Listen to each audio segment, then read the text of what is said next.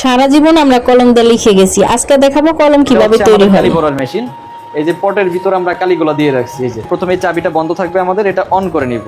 On করে নিয়ে এই যে নজেলের মধ্যে মাথাটা দিব, দেওয়ার পরে এই দিক দিয়ে যে চাপ দিলে এই যে দেখতে পাচ্ছেন এই যে কালি উঠতেছে। দারুণ একটা পদ্ধতিতে কিন্তু কলম তৈরি করা হচ্ছে। এটা লাগাবো নিপের আগে যে দেখে খুব ভালো অংশ লাগছে। থাকে মেশিনের মধ্যে দিলাম, দিয়ে যে রেখে চাপ দিব, লেগে গেছে, কমপ্লিট। এটা হচ্ছে নিপ ফিটিং মেশিন। মেশিন দুটো একরকম হলো, কাজ দুই রকম।